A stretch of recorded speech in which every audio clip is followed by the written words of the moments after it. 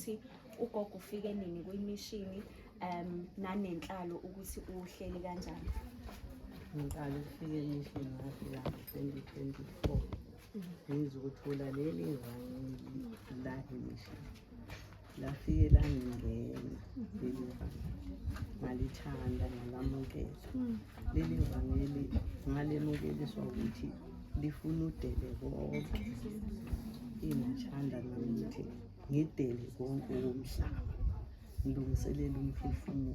ngoba bese ngigula iminyaka eminingi ngizula umhlaba wonke ngingalapheki ngaze ngaqala ukudla amaphilisi lamaphilisi mangiwadla angilimaza noma ngaba ugodo kodwa ngilokhu ngiqhubekile ngiwadla malanda inyanga nenyanga sekwaba zindodla endlini ngingisize phela kuyalimaza mase ngithola leli vangeli lingisize ekutheni ngilapheke umphefumulo ukuthi mawuhlukana nenyama uze uyobona umdalo wawo bakayo inyama ngempela ngasenandawo inendawo vele mina into engihlalele emishini ukulungisa umphefumulo ngishiyile ekhaya nabantwana nabazukulu inqwaba adela bonke athabatha isiphambano sokulandela uJesu ukulandela kwami uJesu ukuba ngiyobona lapho engavela khona ngavela ezulwini ngavela ngalenhlabeni inyama inendawo emhlabeni umphefumulo uma ungawulungiselanga awunandawo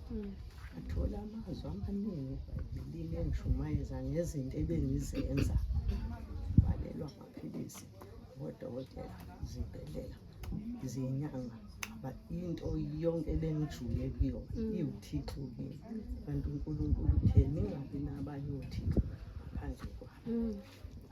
bathi isiphambano sokuthi mangidele bonke othixo amagobongo imisamo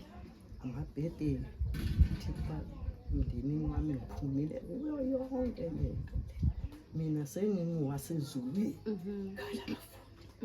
ngiseyena mina wasezulwini sengiwasezulwini ngivele ngisho u-15 July bewenziwa njalo ukuzalwa usanini kanti iminyaka nonyaka yazalwa ibhedeni kube ziphisi ngathi sengiphumile safuna ibhedeni angifuni iphisimulo angisenzi lutho uJesu kuphela sengimfuna nje yena yedwa manje ngasizakala ngafika ekhaya abafundi ngathola uthando engakaze ngiluthole emhlabeni hayi ubaba wethu nomama banothando lolu engize ngidabuke ngendlela basiphethe ngayo sibaningi kodwa basibambe kanje abafuna isiphunyuke banothando banokubekezela basibekezelela into engiyithanda kakhulu basifida ngezwi leli uNkulunkulu okuyilona lidinga kumuntu masethe ulandela uJesu lokhu ebengikhona bengikhonza ngesonto kodwa makungenwa ngo11 kuzofundwa izwi asukuma umuntu afakaze ngiyayibonga inkosi ngilizwile izwi ebelikhulunywa enkosini nkosisi ehlale phansi ujahekile bajahile abefundisi bajahe ukuya emabholeni befundisa abafaka ukholo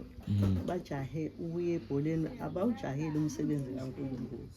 lapha ngafika ukuthi iyasetshenzwa nje imisebenzi kodwa into enkulu yizwi umthandazo ukufasta yona nto lelapha umphefumulo ngadela yonke into ngiphila ngushelene emoyeni anandaba ukuthi amaphilisi angenza kanje hayi into engenamsebenzi umoya wami mawuhlukana nala siqonde ekhaya ngicela ukubuza mina gogo ukhuluma ngokwelapha njengoba ugogo esewayekile amaphilisi mhlawumbe kusichazela ukuthi emzimbeni uzizwa unjani ngiyaphila uziphilisi ngihleli ulodwa wonke lonyaka ophelile uze kube lo ngiyaphila ngingagijima nje ukuthi phela ngithi angiphula ngingagijima ngenyawo ngijinyiswa uJesu ngiyaphila iklinikhi engangilanda kuya amaphilisi kwathi makudlula inyanga bengangiboni unompilo wayeza wazobuza ukuthi ngangisekhona le mandeni ngakeze emishini sengalanda amaphilisi ngithi mina ayisengawayeka wawayekela ngithi ngamukela uJesu uJesu uyiphilisa umjovo kimi uma usugula lapha uyokwenzela ngithi yengisagula yengisangibona eklinikhi fona umunye umphathi omkhulu eklinikhi sekunenyanga sekuzophela inyanga amaphilisi uthiwalandaba angisawalanda amaphilisi iphilisi lami ujesu sengamemukela sengamukela ujesu ophilayo hhayi lo bekade nginayo lo enginayo uyaphila ngeke ngisangibona eklinikhi yeni cha lutho futhi ngeke ngife ngiyaphila ngusheleni yafika elinye unompilo wafika wathi uyabona ukuthi into osuke uyithemba kanti ngampela iyakuphilisa ngendlela omuhle ngayo ngithi ngiyabonga mawusho njalo ngiyawathi ngiyamthemba ujesu angizothemba kanjani le nto yena yangimaza lokhu engiqhubeka ningi amaphilisi okwathiwa ngangiwadla angiwadle kwathiwa nginegciwane lengculazi ashayeka ekhanda istress lokhu engibuza ukuthi ngalithola kanjani ngoba mina ngineminyaka ngingenamkhulu kwathiwa uyalithola mawusize onalo kwathi ukuthi baningi vele engangibasiza omakhelwana nengikhonza nabo ngibageza ngingazi ukuthi kanti banalokhu bathi-ke mase besho kwangena kanjani qhubeka nje wena udlela amaphilisi wadla kuze kubeni bathi uyohlukana nawo phezu kwethuna kanjani le nto ngoba phela kufanele ithi ngilapha yini ndaba kuthiwa ngohlukana nawo phezu kwethuna kusho ukuthi kanti vela ngiphushele ethuneni ngoba kuthiwa ngoze ngihlukane ngase ngiqambe igama lawo ngathi isiqalekise umfazi wesithathu le ezweni engisuka kulona kwaziwa ukuthi lamaphilisi engculazi isiqalekise umfazi wesithathu sawaqamba kanjani Sengiphetha nje gogo uma ungachazela umuntu ongakafiki ekhaya labafundi ungathi injani le ndawo uma ungayichazi ngingamchazela ngithi indawo inhle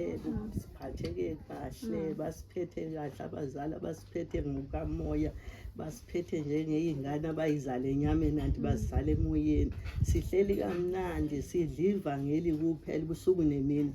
sidla nje izwi sidla ukudla ke siyakudla ekuseni emini ntambama siyadla siyaphakelwa ngoba kulinyiwe phela sidlo kwasemasimini okunempilo siyadla ke nje sihleli kamnandi sibaningi kodwa nje ngeke ubone ukuthi khona okuke kube khona nje ukuthi sihleli kamnandi sibambene sinothando esithatha kubazali bethu banothando ake nitshele nje omunye kumzekeliso mhlawumbe sengizokhuluma izinto ebengingayilindile ubaba wethu wahamba edrobheni wafika wathenga ama-fried wawadla ama-fried wacabanga ukuthi ngidla ngedwa abadlile ama-fried wathenga isikhwama samazambane wabuya naso wathi ngifuna kwenziwa ama-fried lawe kade ngiwadle edilobheni ngifuna nani niwadle into nje uqale ngayinothisa kakhulu uthando ayibani uthando lolu engize ngibe nomona mina ukuthi ngalithola kanjani lo thando futhi lokhu ukukholwa kwabo ngakuthola kanjani sengayingahlali emishini ngihlupheka ngisenayo imvimbo nje la ngoba sengigugile ngashawa ngineminyaka ewu-8 sasidla isitambe sivundile isitambe kodwa la ubaba wethu udle ebhodweni esidla kulona sonke obaba abadli ukudla okudliwa umndeni